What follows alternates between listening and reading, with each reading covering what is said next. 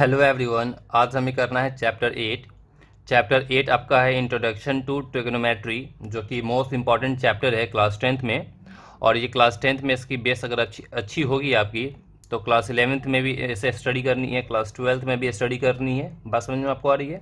इसलिए class 10th आपका base है, बहुत ही केयरफुली अच्छे से इसे स्टडी करेंगे, ठीक है। और आज जो मैं पढ़ाऊँगा, आई प्रॉमिस, अगर आप एंड तक वॉच करते हैं तो आपको सारी बातें बहुत ही क्लियरली विद कॉन्सेप्ट समझ में आपको आएगी, ठीक है।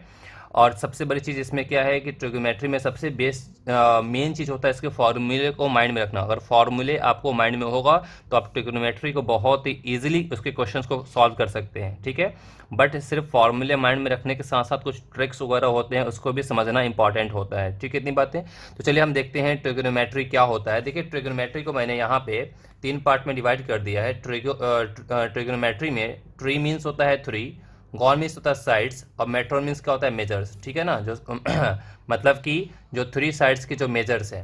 इन फैक्ट अगर मैं बात करूं कि ट्रिग्नोमेट्री होता क्या है, तो trigonometry is the study of relationship between the sides and the angle of a triangle, है ना। साइड्स और एंगल की जो बीच की जो रिलेशनशिप की जो स्टडी है, वो हमें क्या बताती है, ट्रिग्नोमेट्री के थ्रू हम पढ़ते हैं, ठीक है। अब मैं अब यहाँ पे एग्जांपल के साथ आपको बताता हूँ। एक चीज़ देखें आप, जो आज आपको स्टडी करना है ट्रिग्नोमेट्री में, वो क्या करना है, देखिए यहाँ पे। जैसे यहाँ पे देखते हैं, यहाँ पे क्या गिवन है आपका। Suppose the students of a school are visiting Qutub Minar.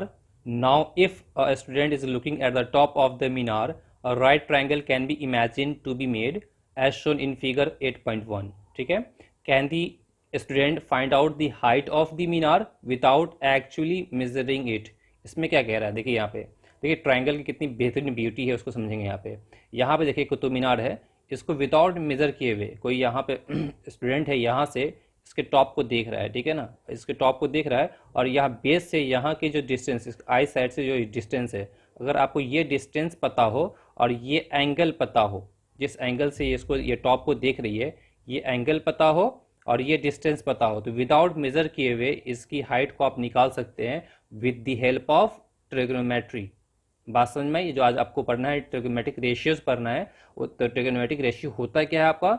वो आपको होता है relationship between angles and the length of the side of the triangle. जो आपका ट्राइंगल का साइड्स है वो और एंगल के बीच का जो रिलेशनशिप है, वो हमारा क्या है, ट्रिग्नोमेट्रिक रेशियो। जो हमारा ट्रिग्नोमेट्रिक रेशियोज है, ये हमारा क्या होता है, यही होता है, ये एंगल और साइड्स के बीच में रिलेशनशिप होता है। बात समझ में आ रही नहीं है? इसका सेकेंड एग्जाम्पल देख लीजिए, यहाँ पे क्या लिखा हुआ है। Suppose a girl is sitting on the balcony of her house, ठीक है, located on the bank of a river. She is looking down at a flower pot placed on a stair of temple situated nearby. On the other bank of the river, a right triangle is imagined to be made. In this situation, as shown in figure 8.2, यहाँ दिया हुआ है, if you know the height of at which the person is sitting, can you find the width of the river? इस पूरे का क्या मतलब है समझिए। यहाँ पे क्वेश्चन में कह रहा है कि यहाँ पे एक हमारा ये नदी है, नदी के एक किनारे में, ठीक है ना, यहाँ पे एक घर है, इस घर की बालकनी में यहाँ पे एक कोई लड़की यहाँ बैठी हुई है, और यहाँ से नदी के उस किनारे पे, यहाँ सॉरी नदी के उस किनारे पे यहाँ पे एक फ्लावर पोट है, ठीक है ना, टेम्पल, यहाँ पे जो टेम्पल है यहाँ पे एक फ्लावर पोट है। तो लड़की बालकनी से इसको देख रही है, ठीक है ना। जब ये देख रही है तो क्वेश्चन में कह रहा है कि यहाँ से लेकर यहाँ की हाइट, ये पूरी हाइट हमें गिवन है। ये लिखा ना, if you know the height eight which the person is sitting, मतलब जहाँ पे ये बैठी हुई है, तो यहाँ से लेकर यहाँ तक की आपको हाइट पता है, ये हाइट पता है, ठीक है। और अगर आपको ये हाइट पता है, अगर आपको ये एंगल पता हो जाएगा, ये एंगल क्या है, तो यहाँ ये नदी की जो चौड़ाई है ना, ये चौड़ाई आप आराम से निकाल सकते हैं। तो ये हमारा क्या है, ये हमारा ब्यूटी किसकी है, ट्राइंगल की है, ट्रिग्नोमेट्रिक रेशियो, यही सब, सॉरी ट्राइंगल कह रहा हूँ, ट्रिग्नोमेट्री की, ठीक है ना। ट्रिग्नोमेट्री को यही हमारा ब्यूटी है। आप देख रहे, आप इसकी लेंथ को मेजर नहीं कर रहे हैं, आपको सिर्फ ये वाली लेंथ पता है ट्राइंगल की, और ये वाला एंगल पता है। इसके सपोर्ट से आप क्या निकाल लेंगे, इसकी चौड़ाई निकाल लेंगे नदी की। बात समझ में आपको आ रही है? ये चीज़ हमें पढ़नी है आज ट्रिग्नोमेट्री में, ठीक है। इतनी बातें, चलिए यहाँ पे देखते हैं। अब हमें क्या करना है, ट्रिग्नोमेट्रिक रेशियोज, है ना। तो ट्रिग्नोमेट्रिक रेशियोज हमें जो करना है, तो एक बात याद रखेंगे, जो ट्रिग्नोमेट्रिक रेशियोज है, ये हम किसके लिए स्टडी कर रहे हैं, एक्यूट एंगल के लिए। किसके लिए कर रहे हैं, फॉर एक्यूट एंगल। ये सब बताऊंगा मैं भी आपको, ठीक है। और भी हमने क्या बताया कि ट्रिग्नोमेट्री जब स्टडी करते हैं तो किस पे होता है, राइट एंगल ट्रायंगल पे। तो हमने एक ट्रायंगल ले लिया जो कि राइट एंगल ट्रायंगल है, और राइट एंगल किस पे है, बी पे है, ठीक है ना। तो ए बी सी हमारा एक ट्राइंगल हो गया, यहाँ पे हमारा 90 डिग्री है जो कि राइट एंगल ट्राइंगल है, ठीक है। इतनी बातें। अभी जो हमारा ट्रिग्मेटिक रेशियो जो होता है, ट्रिग्मेटिक रेशियो होता क्या है इसके बारे में थोड़ा सा मैं ब्रीफ बता देता हूँ कि the trigonometric ratios of an acute angle is a right triangle express the relationship between the angle and the length of its sides. क्या बोला मैंने? Relationship between the angle and the length of its sides. Angle और side के length के बीच का जो relationship है उसे हमें पढ़ना है कहाँ पे? ट्रिग्मेटिक रेशियो में। और एक बात अभी हमने क्या बताया, किसके लिए पढ़ना है आपको? एक्यूट एंगल के लिए पढ़ना है, ठीक है ना। ठीक है, इतनी बातें। तो हमने यहाँ पे एक राइट एंगल ट्रायंगल ले लिया, ठीक है ना, और एक्यूट एंगल हमने एंगल ए पे ले लिया है, ठीक है ना। अब कुछ बातें ध्यान से समझेंगे। हमने एक्यूट एंगल कहाँ पे लिया? ए पे लिया है। तो ये हमारा राइट एंगल ट्रायंगल है। तो राइट एंगल जो 90 डिग्री जो यहाँ पे राइट एंगल ट्रायंगल बनता है उसके अपोजिट हमेशा एंड हमेशा क्या होता है? हाइपोटेन्यूस होता है। क्या बोला मैंने? तो राइट एंगल के अपोजिट हमेशा क्या होता है? हाइपोटेन्यूस होता है, ठीक है। अब हमने एंगल यहाँ पे माना है, ये हमारा एंगल है, ठीक है ना। एंगल के अपोजिट ऑलवेज क्या होता है? परपेंडिकुलर। परपेंडिकुलर कहाँ होता है? जो आपने एक्यूट एंगल यहाँ पे माना ए पे, तो इसके अपोजिट वाला साइड क्या हमारा? ये बी सी है, तो ये वाला साइड क्या कहलाएगा? परपेंडिकुलर कहलाएगा, ठीक है। और एंगल के जो साथ में होता है उसको हम क्या बोलते हैं? बेस बोलते हैं। फिर से बोलूँ, राइट एंगल के अपोजिट में तो फिक्स्ड हो चुका है कि ये मेरा हाइपोटेन्यूस होगा, जो सबसे बड़ा वाला साइड होता है, ठीक है। और जो एक्यूट एंगल आपने ए को माना है, ठीक है ना, अगर ये एंगल आप लेके चल रहे हैं तो इसके अपोजिट वाला जो एंगल होगा वो परपेंडिकुलर होगा, इसके साथ वाला जो होगा वो क्या होगा? हमारा बेस होगा, ठीक है। इतनी बातें। जैसे आप यहाँ पे देखिए, यहाँ पे क्या है हमारा ट्रायंगल ए बी सी हमारा यहाँ पे है, ये मेरा 90 डिग्री बी पे है, ठीक है ना। तो इसके अपोजिट में हमारा क्या होगा? हाइपोटेन्यूस होगा। अब हमने एक्यूट एंगल को कहाँ माना है? सी पे माना है, ठीक है ना। तो सी को हमने एक्यूट एंगल माना है, तो इसके अपोजिट अब ये हमारा परपेंडिकुलर होगा, और इसके साथ में जो ये एडजेसेंट साइड है ये इसका क्या कहलाएगा? बेस कहलाएगा। दोनों में डिफरेंस देख रहे हैं? इन दोनों में डिफरेंस देखिए। इस अब यहाँ पे देखें, आप यहाँ पे देखें, जब एक्यूट एंगल हमारा कहाँ पे था? यहाँ पे ए पे था, तो परपेंडिकुलर इसके अपोजिट था। अब एक्यूट एंगल हमारा सी पे है, तो परपेंडिकुलर इसके अपोजिट है, बस में। और एंगल के साथ में जो साइड होता है उसको हम क्या बोलते हैं? बेस बोलते हैं। ये हमारा क्या है? बेस है। बात समझ में आ रही नहीं आ रही है? अब एंगल के साथ में जो हमारा ये वाला है कि हमारा बेस है, ठीक है ना। ये एक बात तो समझ में आ गई ना कि 90 का अपोजिट हमारा क्या होता है? हाइपोटेन्यूस। ये हमेशा हमेशा के लिए फिक्स्ड है, ठीक है ना। बट परपेंडिकुलर और बेस वो चेंज करता है, वो कि आपने एक्यूट एंगल किससे माना है। अगर एक्यूट एंगल इसे माना है तो परपेंडिकुलर यहाँ होगा, एक्यूट एंगल इसे माना है तो परपेंडिकुलर इसके अपोजिट वाला होगा, ठीक है। इतनी बातें। अब इसके बाद यहाँ पे देखें, ट्रिग्मेटिक रेशियोज हमारे 6 होते हैं। चलिए हम 1 बाई 1 देखते हैं, ठीक है ना। तो सबसे पहले हमारा क्या है? Sine of angle A. अभी हम एंगल ए पे काम कर रहे हैं, ठीक है ना। तो साइन ऑफ एंगल ए, तो जो साइन को हम शॉर्ट में साइन ऑफ एंगल ए को हम साइन ए ऐसे लिखते हैं, ठीक है ना। तो साइन ए हमारा क्या होता है? P by H. P means का परपेंडिकुलर अपॉन में हाइपोटेन्यूस। साइन ए की बात करेंगे तो परपेंडिकुलर अपॉन में क्या होगा? हाइपोटेन्यूस होगा। मतलब यहाँ बी सी अपॉन में कितना? ए सी है ना। बी सी अपॉन में क्या हमारा? ये ए सी है। इस बात को याद रखेंगे, इसके बारे में मैं और डिटेल करके बताऊंगा अभी, ठीक है। साइन ए, अब यहाँ देखिए, यहाँ क्या लिखा हुआ है? साइन ऑफ एंगल ए, ठीक है, जिसको हम शॉर्ट में क्या लिखते हैं? साइन ए। अब ये साइन अलग नहीं है और ए अलग नहीं है। आप ये मत समझ साइन अलग है ए अलग है, नहीं, ये ए अलग नहीं है, एक ही है, ये साइन ए है। ये इसको प्रोडक्ट मत समझेंगे, ये प्रोडक्ट नहीं है, ठीक है ना। ये साइन ए है, हमने यहाँ लिखा ना sine of angle A. Sine A क्या होता है हमारा? परपेंडिकुलर अपॉन में हाइपोटेन्यूस, ठीक है। अब ये हमारा क्या? Cosine of angle A. Cosine of angle को शॉर्ट में क्या बोलते हैं? Cos A. कॉस ए क्या होता है? बेस अपॉन में हाइपोटेन्यूस। कॉस ए निकालनी हो तो बेस है ना, अपॉन में क्या? हाइपोटेन्यूस मीन्स एच, तो बी अपॉन में कितना? एच, ठीक है। और tangent of angle A, tangent को हम शॉर्ट में टैन बोलते हैं, तो tangent of angle A means क्या? Tan A. टैन ए क्या होता है? परपेंडिकुलर अपॉन में बेस, परपेंडिकुलर अपॉन में बेस, ठीक है। इतनी बातें। अब एक बात याद रखेंगे, अभी हमने आपको क्या बताया यहाँ पे कि साइन ए, ठीक है ना, कॉस ए और टैन ए। साइन के बारे में हमने क्या बताया आपको कि हमारा होता है परपेंडिकुलर अपॉन में हाइपोटेन्यूस, ठीक है ना। कॉस के बारे में क्या बताया हमने? ये होता है बेस अपॉन में हाइपोटेन्यूस। और टैन के बारे में बताया परपेंडिकुलर अपॉन में बेस, ठीक है ना। देखिए यहाँ पे है ना, साइन के लिए हमारा क्या है? P by H. P by H sine के लिए है। कॉस के लिए B by H, B by H. और टैन के लिए पी बाई बी, तो पी बाई बी हो गया, ठीक है ना। ठीक है, तो ये साइन कॉस टैन ए हो गया। अब इसके बाद देखिएगा, ये तीन हमारे ट्रिग्मेटिक रेशियोज हो गए। तीन ट्रिग्मेटिक रेशियोज और होते हैं। एक होता है कोसिकेंट ऑफ एंगल ए, एक होता है सिकेंट ऑफ एंगल ए, एक होता है को tangent of angle A. Cosecant को हम शॉर्ट में कॉसेक ए बोलते हैं, सिकेंट को हम सेक ए बोलते हैं, और को टेंजेंट को हम कॉट ए बोलते हैं। अब एक बात याद रखेंगे, अगर साइन कॉस और टेन अगर आपको याद है, ये आपको याद रखना है, ये याद है, तो फिर जो कॉसेक ए है, सेक ए है और कॉट ए है, इसके रेशियो जो निकालना बहुत सिंपल है, इसका रेसिप्रोकल हो जाता है। साइन ए है तो यहाँ पे कितना आएगा आपको, कॉसेक ए, कॉसेक ए, कॉसेक ए मतलब और यहाँ पे आप पहले लिख दो, यहाँ पे क्या, सेक ए, इसका रेसिप्रोकल होता है हमारा कॉट ए, ठीक है ना।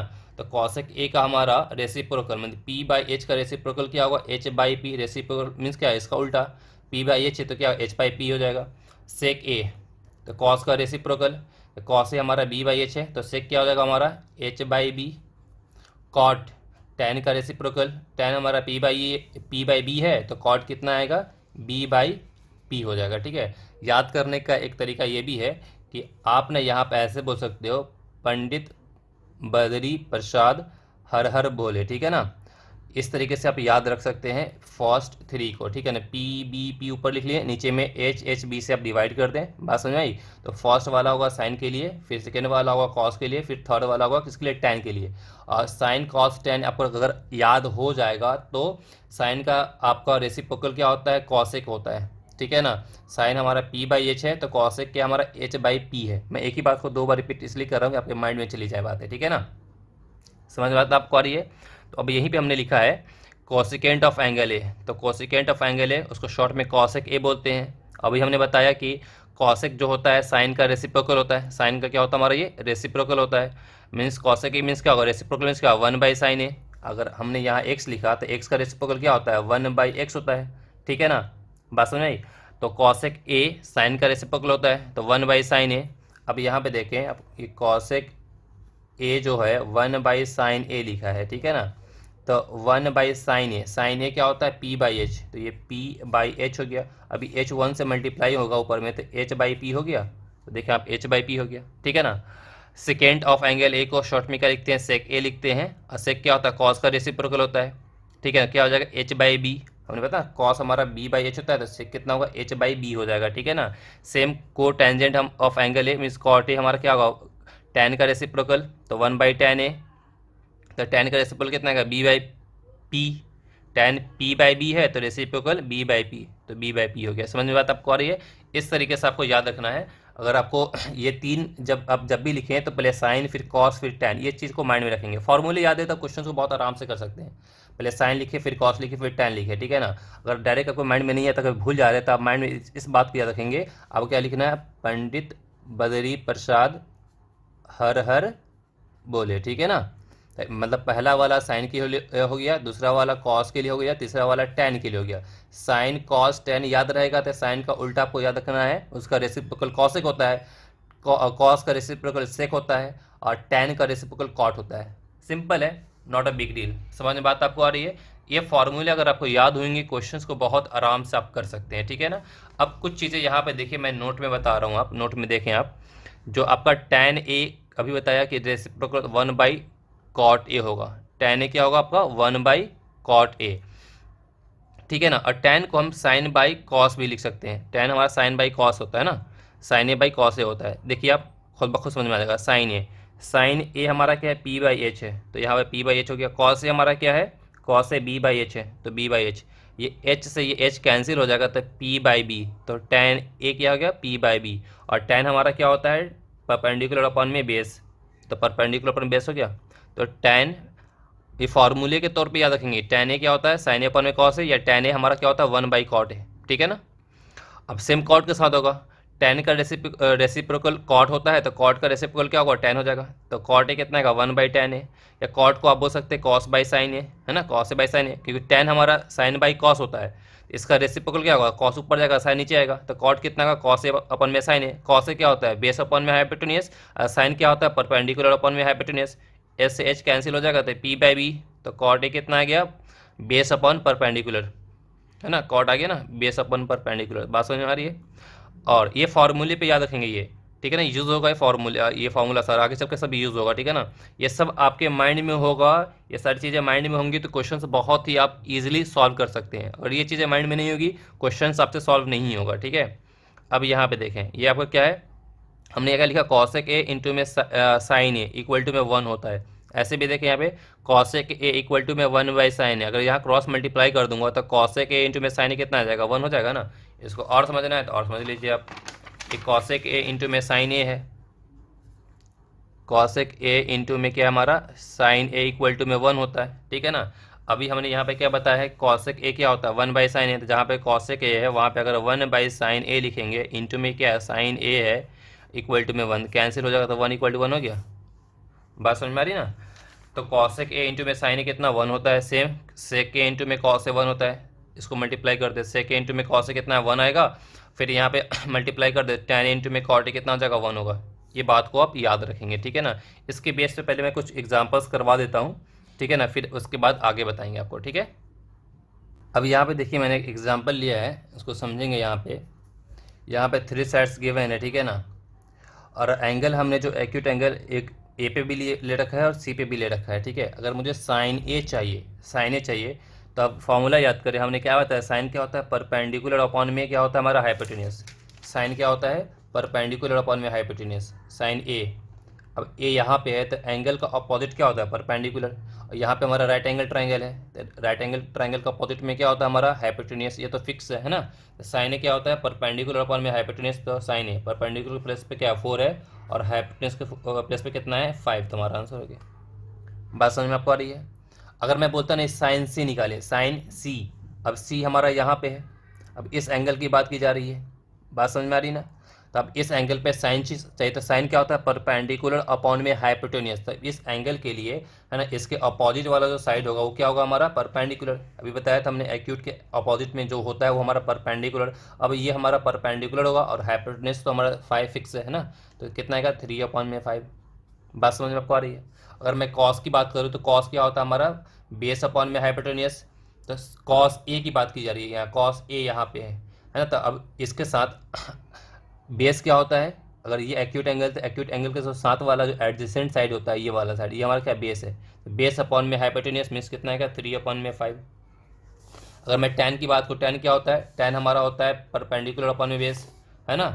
तो टैन ए परपेंडिकुलर हमारा क्या है, ए की बात की जा रही है, तो परपेंडिकुलर हमारा ये 4 है, अब बेस हमारा क्या 3 है, तो 4/3, ठीक है ना। अगर मैं बोलूँ कॉट ए, टैन ए निकल चुका है, इसी ट्रायंगल की बात की जाए तो कॉट ए बस इसका रेसिप्रोकल कितना है 3/4 हो जाएगा, है ना। और ऐसे निकालना भी चाहे तो निकाल सकते हैं। तो कॉट क्या होता है, कॉट होता है हमारा base upon perpendicular, cot A निकालना है तो बेस हमारा ये है परपेंडिकुलर ये है, तो बेस अपॉन परपेंडिकुलर मीन्स 3/4, बात है कि कॉसेक ए निकालना है हमें, तो कॉसेक क्या होता है हमारा हाइपोटेन्यूस अपॉन में परपेंडिकुलर, तो हाइपोटेन्यूस क्या हमारा है ये है, और ए की बात की जा रही थी, ए का अपोजिट परपेंडिकुलर ये है, तो 5/4, तो 5/4। देखिए आपका साइन का रेसिप्रोकल हो गया, ये 4/5 था, ये 5/4 हो गया। अब बताएं सेक ए क्या होगा, सेक ए हो जाएगा हमारा 5/3, है ना, हाइपोटेन्यूस अपॉन में बेस। सेक जो होता है कॉस का हमारा रिवर्स होता है, ठीक है, इतनी बात है। अगर मैं बात करूँ कॉस सी की, कॉस सी, अब हमारा एक्यूट एंगल यहाँ है, अब ये मेरा परपेंडिकुलर हो जाएगा इस वाले केस के लिए, ये हमारा क्या हो जाएगा बेस हो जाएगा, ये मेरा क्या है हाइपोटेन्यूस है, किसके लिए, ये एंगल सी के लिए, जब सी की बात करेंगे तो, ठीक है ना। अब कॉस सी चाहिए, अब कॉस सी के लिए ये है मेरा क्या कहलाएगा बेस कहलाएगा, ये मेरा हाइपोटेन्यूस तो कितना आएगा 4/5। टैन सी चाहिए तो ये मेरा परपेंडिकुलर का रोल प्ले कर रहा है, ये बेस का रोल प्ले कर रहा है, तो 3/4, है ना, सिंपल, कोई मुश्किल की बात नहीं। फॉर्मूला याद होनी चाहिए और कॉन्सेप्ट पता होना चाहिए। एक्यूट एंगल अगर आपका चेंज करेगा तो परपेंडिकुलर और बेस चेंज कर जाएगा। इस वाले के लिए परपेंडिकुलर ये था, ए के लिए परपेंडिकुलर ये था, ठीक है ना, और बेस ये था, बट एक्यूट एंगल सी के लिए हमारा ये परपेंडिकुलर हो गया और बेस ये हो गया, ठीक है ना। और ट्रिग्मेटिक रेशियोज याद होने चाहिए। कॉट क्या होता है, कॉट आपका होता है बेस अपॉन में परपेंडिकुलर, तो कॉट सी के लिए बेस हमारा क्या है 10, ये कितना हो जाएगा 4/3। कॉसेक सी कितना हो जाएगा, कॉसेक होता है हाइपोटेन्यूस अपॉन परपेंडिकुलर, तो हाइपोटेन्यूस कितना आपका 5 है, अब परपेंडिकुलर क्या है इसके लिए 3 है, तो 5/3। देखें साइन सी का रिवर्स हो गया ना, रेसिप्रोकल हो गया। सेक सी कितना होगा, ये आपको होता है आपको हाइपोटेन्यूस अपॉन में बेस, तो हाइपोटेन्यूस कितना है 5 और बेस कितना है आपका यहाँ पे, इसके लिए बेस हमारा 4 है, तो देखिए इसका रिवर्स तो कॉस का रिवर्स हो गया, ठीक है ना। ये बात समझ में आ गई? ठीक है, ऐसे कर लें। इसके बाद हम नेक्स्ट वाला करते हैं। ठीक है, एक इम्पॉर्टेंट कॉन्सेप्ट है, उसको समझेंगे। यहाँ पे हमारा एक ट्रायंगल हमारा यहाँ पे ए बी सी है, ठीक है, राइट एंगल बी पे है, और एल एम एन है, राइट एंगल एम पे है, ठीक है ना।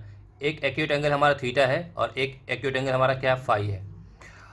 और अगर मैं ये बोलूँ कि थीटा और फाई ये दोनों का एंगल जो हमारा सेम है, इक्वल एंगल है, ठीक है, बट आप यहाँ देख पा रहे होंगे कि दोनों ट्रायंगल का जो ये शेप है वो इक्वल नहीं है, ये छोटा है ये बड़ा है, बट दोनों का एंगल सेम है। अगर ऐसा होता है कि दोनों का एंगल सेम हो, ठीक है, एक ट्रायंगल देखने में छोटा एक बड़ा हो, ठीक है ना, तो इससे उसके ट्रिग्नोमेट्रिक रेशियो की जो वैल्यू है उस पर कोई इफेक्ट नहीं पड़ेगा। क्या बोला मैंने? ट्रिग्नोमेट्रिक रेशियो का जो वैल्यू है, जैसे यहाँ पे आपने वैल्यू निकाला ना, साइन ए की वैल्यू कितनी 4/5 है, कॉस ए की वैल्यू 3/5 है ना, तो बिल्कुल ध्यान से समझेंगे यहाँ पे। अगर दोनों का एंगल सेम है, मैं फिर से बोल रहा हूँ, दोनों का एंगल सेम है, तो इसकी वैल्यू, इसकी साइन थीटा की वैल्यू और फाई की वैल्यू, उसकी जो ट्रिग्नोमेट्रिक रेशियो की जो वैल्यू होगी ना, उस पर कोई इफेक्ट नहीं पड़ेगा। अगर यहाँ पे साइन थीटा निकाले और यहाँ पे साइन फाई, इसको फाई बोलते हैं, साइन फाई की वैल्यू निकाले, दोनों आपका क्या होगा? सेम होगा। बात समझ में आपको आ रही है? अब चैप्टर जो 6 पढ़ा है आपने ट्रायंगल्स, वहाँ पे आप पढ़ रखे होंगे। क्या पढ़ रखा है आपने? सिमिलर ट्रायंगल के अंदर में ये वाला एंगल और ये वाला एंगल इक्वल है, और ये 90 डिग्री का, ये 90 डिग्री का, राइट एंगल, ये दोनों इक्वल है। तो एंगल एंगल सिमिलरिटी से ये दोनों ट्रायंगल क्या होगा? सिमिलर हो जाएगा। और सिमिलर हो जाने पे क्या, इसके साइड के रेशियोज हमारे क्या होते हैं? प्रोपोर्शनल होते हैं। ये चैप्टर 6 में पढ़ना था, पढ़ चुके हैं, ठीक है ना। बात समझ में आपको आ रही है? देखिए इस बात को यहाँ आप देखेंगे, यहाँ पे गिवन है, आपको बिल्कुल ध्यान से समझेंगे। It is now clear that the values of trigonometric ratios of an angle do not vary with the length of the sides of the triangle if the angle remains the same। अगर angle आपका same होगा तो trigonometric ratio का जो value है ना, वो vary नहीं करेगा। लिखा हुआ है ना, the value of trigonometric ratios of an angle do not vary with the length of the sides of the triangle। बात समझ में आई? अगर ये ट्रायंगल के जो साइड्स हमारे हैं ये छोटे बड़े हैं, अगर एंगल सेम है तो ट्रिग्नोमेट्रिक रेशियोज की वैल्यू पे कोई इफेक्ट नहीं करेगा, वो वेरी नहीं करेगा। बात समझ में आपको आ रही है? क्लियर इतनी बातें? आगे में जब हम करेंगे तो इसके ऊपर में 8.1 में होगा, तो वहाँ पे बताएंगे आपको, ठीक है, इतनी बातें। तो ये छोटी सी कॉन्सेप्ट बात आपको माइंड में रखनी थी, ठीक है। अब यहाँ पर एक एग्जाम्पल देखते हैं। एग्जाम्पल क्या आपका? कॉट ए इक्वल टू में 3/4 गिवन है। बात समझे? कॉट ए कितना गिवन है? 3/4 गिवन है। तो हमें क्या फाइंड करना है? फाइंड अदर ट्रिग्नोमेट्रिक रेशियोज, जैसे कि sine A, cos A, tan A, cosec A, sec A. बात समझ में आई ना? और यहाँ पे हमें क्या गिवन है? कॉट ए गिवन है।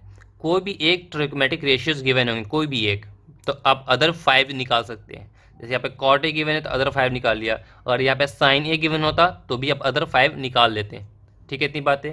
चलिए यहाँ पे देखते हैं। ये कॉट ए हमारा क्या 3/4 गिवन है हमारा। तो आपको पता है ना कि कॉट क्या होता है? कॉट होता है, याद करें क्या होता है, मैंने बताया था आपको, टैन का रेसिप्रोकल होता है। टैन क्या होता है? परपेंडिकुलर अपॉन में बेस होता है। तो कॉट क्या आएगा? Base upon base upon base upon perpendicular. अब हमने देखा कि यहाँ पर एंगल ए, ये हमारा 90 डिग्री है, ठीक है ना। ये एंगल ए की बात की जा रही थी। एंगल का अपोजिट क्या होता है? ये परपेंडिकुलर होता है, ये, ठीक है ना। ये तो हमारा फिक्स्ड है, ये हमारा हाइपोटेनस होगा, और ये हमारा क्या हो जाएगा? बेस हो जाएगा, है ना। जो एंगल जो होता है, एक्यूट एंगल का जो साइड जो साथ में होता है ना, एडजेसेंट साइड, उसको हम बोलते हैं बेस, ठीक है, इतनी बातें। अब यहाँ पे देखिए आप, जो आपका कॉट ए 3/4 है, तो बेस के प्लेस पे क्या है? 3 है, और परपेंडिकुलर प्लेस पे क्या 4 है। मतलब यहाँ पे कितना आएगा? 3, और यहाँ पे आएगा 4। बट अभी यहाँ पे हम 3, 4 नहीं लिख सकते हैं डायरेक्टली, ठीक है ना। वजह समझाता हूँ, समझेंगे यहाँ पे। अब यहाँ पे देखें कि जो बेस हमारा क्या है? ए बी है। ए बी हमारा क्या है? इसका बेस है। और परपेंडिकुलर हमारा क्या है? B C. बी सी हमारा यहाँ पे परपेंडिकुलर हो गया, ठीक है, इतनी बातें। अब जो हमारा ये जो 3 है ना, जो हमारा ए बी क्या है? 3 है। तो यहाँ पर हम लेट करेंगे कि ए बी को मानेंगे ये 3K है। ये क्या होता है बताऊंगा मैं अभी आपको। और बी सी को हम मान लेंगे कि बी सी जो हमारा है वो कितना है? 4K है। हमने ए बी को क्या माना है? ए बी को माना है 3K। तो ये जो बेस है वो हमारा क्या? 3K है, और ये परपेंडिकुलर हमारा क्या है? 4K है, ठीक है। अब ऐसे भी देखें एक चीज़ यहाँ पे, आपका कॉट ए क्या है, कॉट ए आपका है 3/4 means A B upon B C. A B हमारा क्या है 3 के माना है आपने, अब बी सी क्या है 4 के है, तो के से के कैंसिल होने पे कितना आएगा 3/4। वही चीज़ तो कॉट ए क्या हमारा 3/4 है, बट यहाँ पे के माना क्यों, वजह ये है कि हमारा रेशियो का फॉर्म ही गिवन है, अब हमें नहीं पता कि एक्चुअली 3/4 ही था क्या यहाँ पे। तो यहाँ पे ये भी तो सकता है कि यहाँ पे मैं क्या लिख दूँ 9 लिख दूँ और यहाँ लिख दूँ 12। 9/12 को अगर आप सिंप्लीफाई करेंगे तो ये हमारा क्या 3/4 हो जाएगा।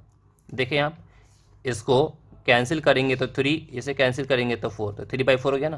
तो कॉट ए जो 3/4 यहाँ लिखा हुआ है, ठीक है ना, अभी ये सिंप्लीफाई करके लिखा हुआ है या एक्चुअल में ये 9/12 था हमें नहीं मालूम है, ठीक है ना। तो ये 9/12 को आप लिख सकते हैं यहाँ पे, ये 9/12 को ऐसे 3/4 इंटू में 3 अपॉन में 3 है ना, तो 3 3 9 हो जाएगा और 4 से 12 होगा। तो जो ये के का रोल प्ले कर रहा है 3k 4k, तो ये के प्लस पे आ गया है ना, मीन्स 3k अपॉन में 4k, तो के का रोल क्या प्ले कर रहा है यहाँ पे 3, ये 3 से 3 कैंसिल कर देंगे तो कितना आएगा 3/4 हो जाएगा।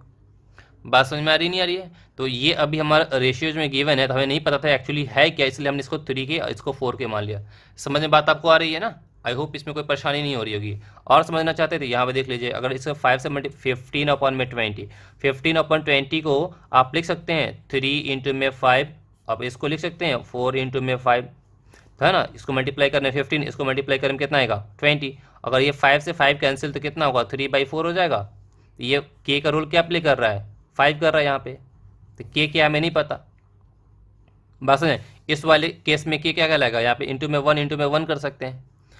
ये बात समझ के क्या होता है, समझ में आपको आ गया ना। इसलिए अगर रेशियो में जब भी ऐसे दिया हुआ है तो आप क्या करेंगे, इसको 3k 4k मान लेंगे, जो भी दिया हुआ उसको के साथ हम मान लेंगे, ठीक है।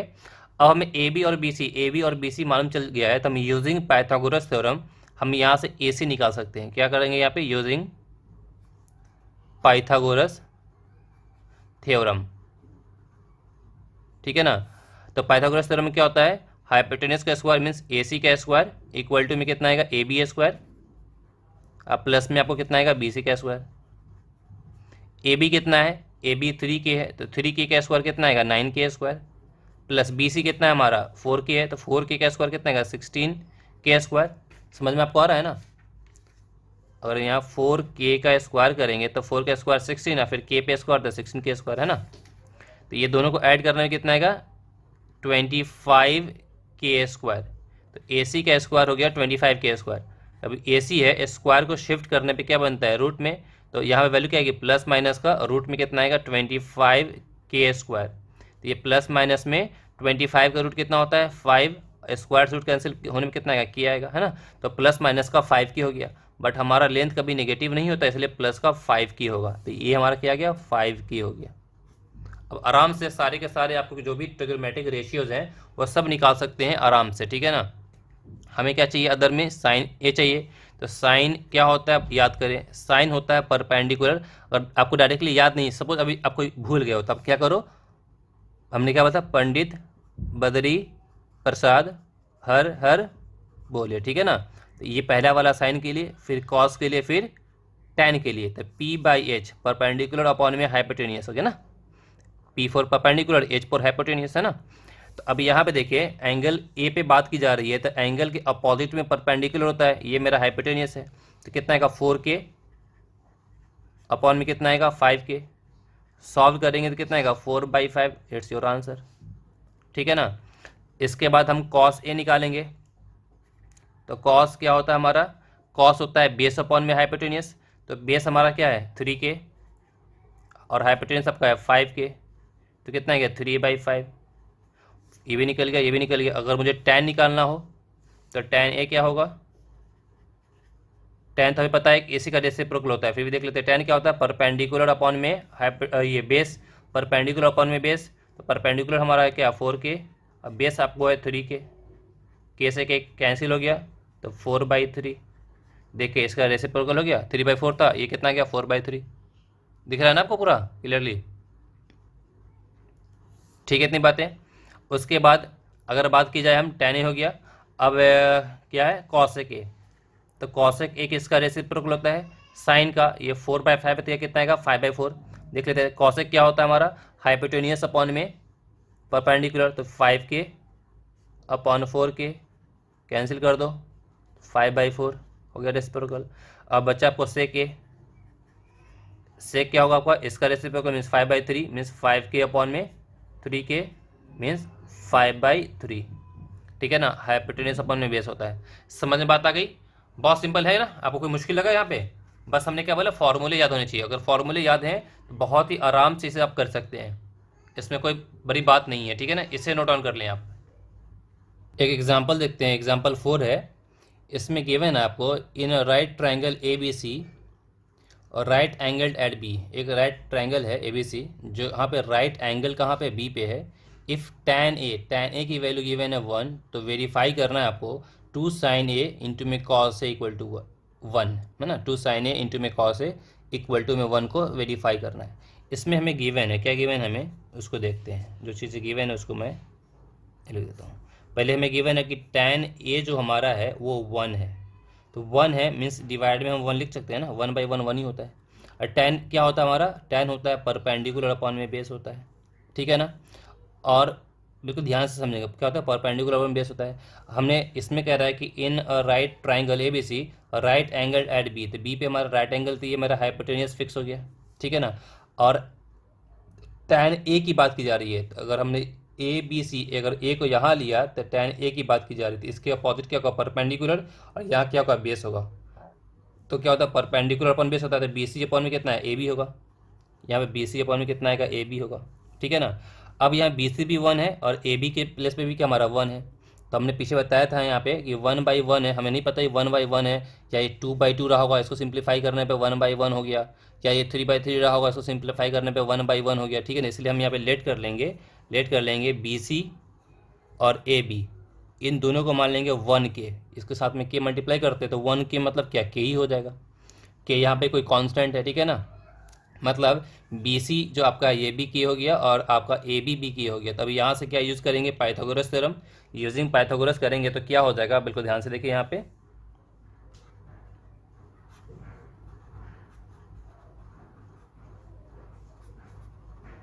पाइथागोरस थ्योरम यूज़ कर रहे हैं हम, तो पाइथागोरस को यूज़ करेंगे तो कितना आएगा, A C A square equal to में कितना है, A B square plus B C square, मतलब क्या, K square plus K square equal to में कितना आएगा, 2k स्क्वायर। रूट को इधर करेंगे तो ए सी इक्वल टू कितना आएगा, प्लस माइनस में √2k स्क्वायर, प्लस माइनस में रूट पे 2 जाएगा तो कितना, √2 हो जाएगा। के स्क्वायर के साथ के स्क्वायर है, रूट के साथ के स्क्वायर कैंसिल हो जाएगा, तो यहाँ पे कितना के आएगा। तो हमारा लेंथ नेगेटिव होता नहीं है, इसलिए कितना आएगा, प्लस का √2k हो जाएगा। तो ये हमारा ए सी जो है कितना आ गया, √2k हो गया। बात समझ में आ गई? अब हमें क्या करेंगे, वेरीफाई करना है, तो हम यहाँ से एल एच एस ले लेंगे। एल एच एस आपका क्या है, एल एच एस है 2 sin a इंटू में cos a है, ठीक है।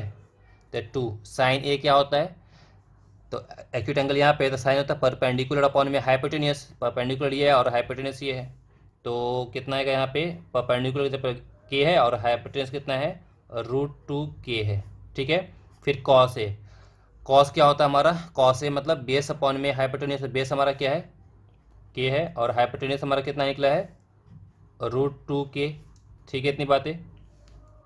अब यहाँ पे देखिए, के से के कैंसिल, ये के से के कैंसिल हो गया, ठीक है। तो क्या बचा यहाँ पे, ये 2 बचा यहाँ पे, फिर यहाँ बचा 1/√2, फिर इंटू में 1/√2, ये 2 हो गया। √2 को √2 से मल्टीप्लाई करने में कितना होता है, 2 होता है। 2 से 2 कैंसिल, कितना आ गया, 1 आ गया। ये तो करना था वेरीफाई कि ये इक्वल टू में 1 होना चाहिए, हेंस वेरीफाइड। बात समझ में आपको आ रही है, क्लियर ना? इसमें कोई परेशानी आई होप नहीं होनी चाहिए। ये यहाँ पर समझ में आ रहा है, √2 को √2 से मल्टीप्लाई करेंगे तो कितना हो जाएगा, 2 हो जाएगा। क्यों होता है पता है ना आपको, देखो ये √2 है इंटू में √2 है, तो ये रूट दोनों रूट मल्टीप्लाई में है, तो ये 2 × 2 कितना होगा, 4। 4 का रूट कितना होता है, 2। बस √2 को √2 से मल्टीप्लाई करने में कितना आएगा, 2 आएगा, ठीक है। इतनी बातें। तो डियर आज के लिए इतना ही, ठीक है ना। आप मुझे कमेंट करके बताएंगे कि आपको कितनी बातें समझ में आई है, ठीक है ना। वीडियो अच्छी लगी है तो शेयर कर दिया करें और अपने फ्रेंड वगैरह सबसे शेयर कर दिया करें, ठीक है ना। और वीडियो अच्छी लगी है तो लाइक कर दिया करें, ठीक है ना। चैनल पे नहीं हो तो चैनल को सब्सक्राइब कर ले, बेल आइकन प्रेस कर ले। अगर ऑल का ऑप्शन आता है तो ऑल के ऑप्शन को क्लिक कर दिया करें, ठीक है। क्लास 10th के इसी तरीके सारे वीडियोज अपलोड किए जाएंगे, कंप्लीट सिलेबस मैं कवर करूँगा, ठीक है ना। तो अगर आप सब्सक्राइब कर रखे होंगे, बेल आइकन प्रेस कर रखे होंगे, ठीक है ना, तो मैं जो भी वीडियो अपलोड करूँगा उसकी डायरेक्ट नोटिफिकेशंस आपको मिलती रहेंगी। अब हम आने वाली क्लास में, आने वाली वीडियोज़ में हम करवाएंगे आपको exercise 8.1। Okay, all the very best, bye, good luck.